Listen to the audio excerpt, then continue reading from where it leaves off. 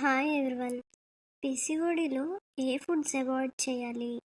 ఈ అవాయిడ్ చేయాల్సిన ఫుడ్స్ తీసుకోవడం వల్ల బాడీ మీద ఎలాంటి నెగిటివ్ ఇంపాక్ట్స్ పడతాయి అనే దాని గురించి తెలుసుకుందాము.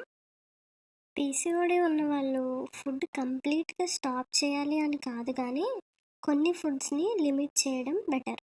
అందులో ఫస్ట్వి too much sugar, sweets, chocolates, soft drinks, packet juices లాంటివి అవాయిడ్ చేయాలి. ఇవి బ్లడ్ షుగర్ని సడన్గా ఇంక్రీజ్ చేస్తాయి. అది హార్మోన్స్ బ్యాలెన్స్ని డిస్టర్బ్ చేస్తుంది. అండ్ తర్వాతవి bakery items, processed foods, biscuits, cakes, chips ఇలాంటివి బయట చేసుకునేవైతే తీసుకోకూడదు. ఒకవేళ ఇంట్లో మనం హెల్దీ ప్రాసెస్లో చేసుకుంటే తీసుకోవచ్చు. ఇన్స్టాంట్ నూడిల్స్ లాంటివి ఇలాంటివి కూడా తీసుకోకూడదు. ఇవి బాడీలో ఇన్ఫ్లమేషన్ పెరుగుతాయి.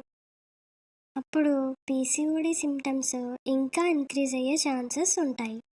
నెక్స్ట్ థర్డ్ కేటగిరీలోకి deep fried foods, samosa, pakoda, fast food లాంటివి కూడా తీసుకోకూడదు.